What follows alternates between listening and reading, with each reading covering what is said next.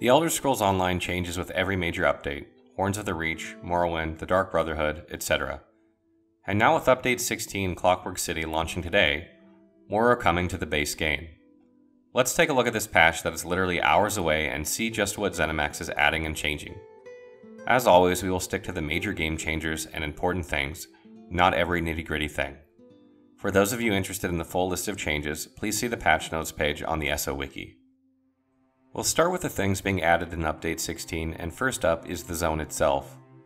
Players will get to experience the realm of Sotha Sil, who is one of the three gods of the Dark Elf Tribunal, along with Vivek and Almalexia. He is known as the Clockwork God and thus the name Clockwork City. The Clockwork City contains 2 new delves, 2 new world bosses, as well as a brand new trial called Asylum Sanctorium. Added with this trial are brand new Asylum Weapons, which are similar to Master and Maelstrom weapons, in that they contain unique benefits and bonuses. Something interesting about these Asylum Weapons, though, is that there are 2 versions of each, allowing players who don't complete the trial on Veteran to still gain a slightly less powerful version. In addition to the new Asylum Weapons, ZeniMax has also added 3 new crafted sets and 3 new dropped sets. Along with new weapons and armor, ZeniMax is adding 2 new crafting motifs. The Apostle style can be obtained by completing certain daily quests in the Clockwork City that aid the Brass Fortress, and the Ebon Shadow style can be obtained by completing certain daily quests in Clockwork City that aid the Blackfeather Court. Also, to complement these new motifs, ZeniMax is also adding 2 new ones to the previous DLC, Horns of the Reach. The Dreadhorn style can be obtained by defeating bosses in Falkreath Hold. The chance of obtaining chapters and style items increases with the difficulty of the dungeon. The Bloodforge style can be obtained by defeating bosses in Bloodroot Forge, again with the chance of obtaining chapters and style items increasing with the difficulty of the dungeon. Equipment tooltips now have an icon next to the trait that communicates the trait's status, and inventory views have a column dedicated to displaying this iconography. The deconstruction screen will now group items based on trait status, such that items that you are more likely to deconstruct are sorted to the top. And finally, the sell screen at vendors will list ornate items at the top. What this means is that players will know before they sell or deconstruct an item whether they can research it, which should help increase their efficiency. A new way of altering your equipment is available in this update. Transmutation allows you to permanently change the trait of an item to the one of your choosing. The requirements to utilize transmutation are as follows. Transmutation can only be done at a transmute station, which is a new service station found in the Brass Fortress. Home furnishing versions of these stations may also be purchased for writ vouchers from the Master Writ Merchant. Transmutation requires transmute crystals, precious resources occasionally received for successfully completing veteran PvE activities such as pledges, trials, and arenas, and several PvP sources such as rewards for the worthy, battleground end-of-match rewards, and AVA end-of-campaign rewards. Transmute crystals are an account-wide capped currency which cannot be banked or traded. Transmutation requires having previously researched the desired trait, and jewelry cannot be transmuted. What this means is that players will finally be able to change awful traits on gear they've had for months. This will ease the burden of farming for that perfect sword, shield, staff, bow, or what have you, as players can take whatever trait they have and turn it into something new. This will reduce the price of all equipment at vendors, so be prepared for that. I feel really bad for those players who deconstructed their Maelstrom staves that didn't have sharpened. I've been keeping my burning spellweave swords that are not the right traits, and I'm so fucking glad I hung on to them. This edition is a godsend. Warden, Deceptive Predator. This morph now increases the duration to 14 seconds, in addition to granting minor evasion. Nature's Grasp. Increase the range of this ability and its morph to 28 meters from 22 meters. Bursting Vines. Increase the projectile speed for this morph by 100% and increase the heal from this morph by 10%. Frozen Gate. This ability and its morphs now allow you to have up to 3 gates active at a time, up from 1. Its initial spawning visual effects are now visible to enemies. Feral Guardian. Increase the health of the bear summoned by this ability and its morphs to 25,000 from 20,000. Secluded Grove. Increase the cost of this ability and its morphs to 90 ultimate, up from 75. Dragon Knight. Petrify. This ability and its morphs are no longer 30-second disorients. Instead, they are 2.5-second stuns that cannot be blocked or dodged, and they can be placed on multiple targets. We also reduced the cost of this ability and its morphs by approximately 23%. Shifting Standard. This morph now increases the duration of the standard to 25 seconds, and the standard can be shifted an unlimited amount of times. Shifting the standard no longer refreshes the duration, and the cost of this morph is now the same as the base ability. Reflective Scales. Increase the duration of this ability and its morphs to 6 seconds from 4 seconds. Nightblade. Agony. This ability and its morphs is now an ally-targeted spell that heals them over time and damages you for 50% of the amount healed. We also renamed this ability to Malevolent Offering. Malefic Wreath. This morph now grants minor mending when it deals damage to you and has been renamed Healthy Offering. Prolonged Suffering. This morph now decreases the amount of self-inflicted damage dealt to you to 35% of the amount healed and has been renamed Shrewd Offering. Sorcerer. Crystal Blast. Increase the splash damage of this morph by approximately 25%. Rune Prison. This ability and its morphs are no longer 30-second disorients, instead they are 2.5-second stuns that cannot be blocked or dodged, and they can be placed on multiple targets. Increase the cost of this ability and its morphs by approximately 16%. Rune Cage. This morph now deals damage to the enemy if the stun lasts its full duration. The defensive rune morph continues to place a buff on you that will stun the next enemy that damages you. Crystal Shards. This ability and the Crystal Fragments morph no longer stun the enemy hit. The Crystal Blast morph continues to stun the initial enemy hit. Templar. Eclipse. This ability and its morphs now returns damage whenever the affected enemy casts a direct damage attack.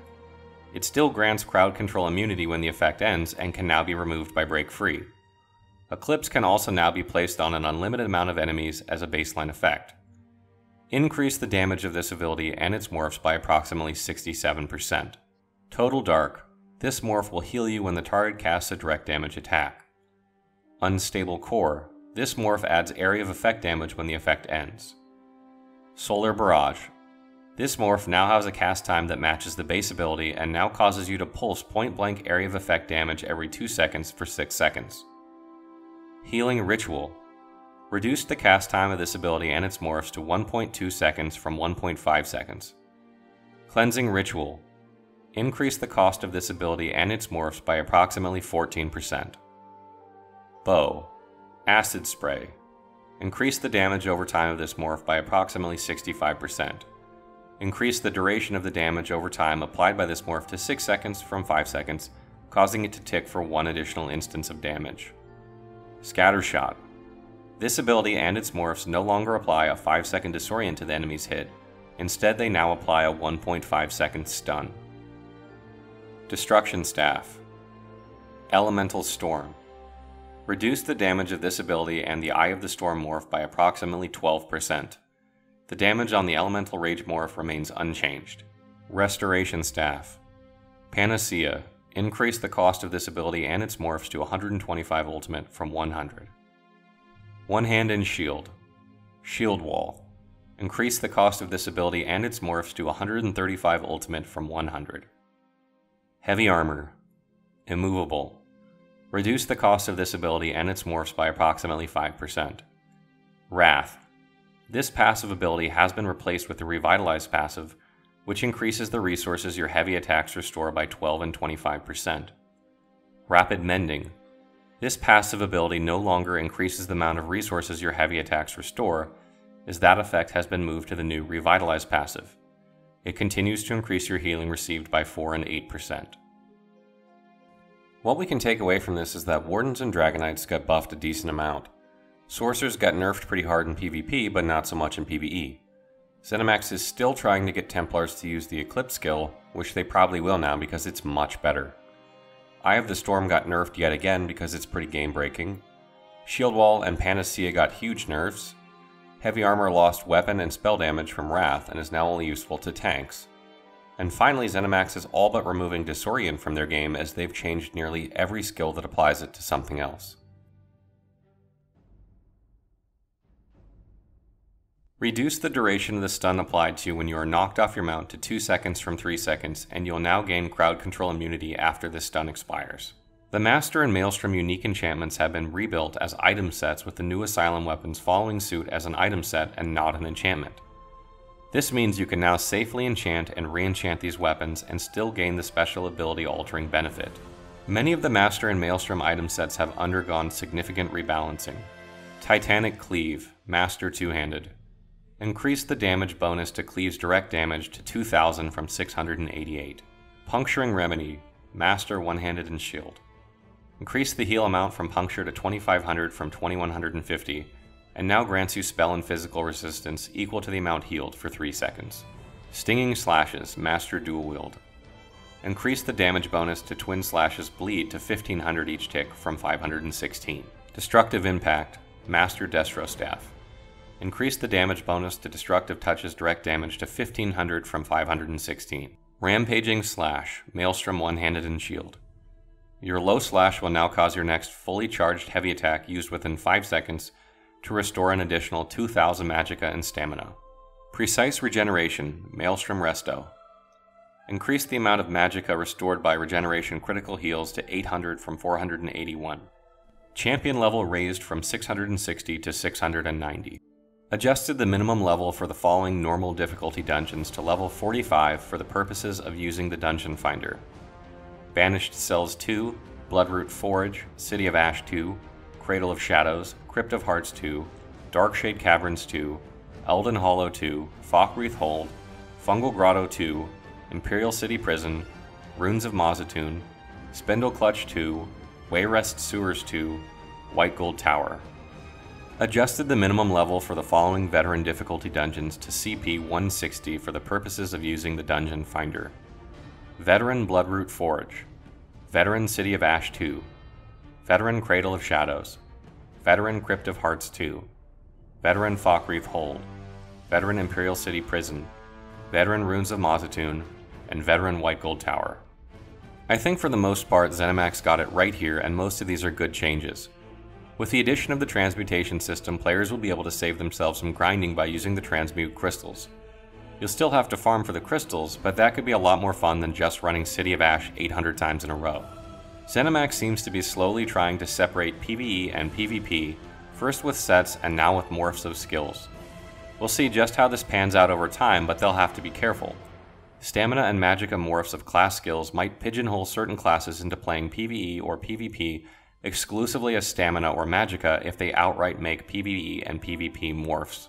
Sorks and heavy armor users are going to be butthurt as hell come launch of Update 16, particularly PvP Sorks. While I understand the removal of the stun, I think they would have been better off to lower the damage of the skill, since now Sorks and PvP are pretty hosed.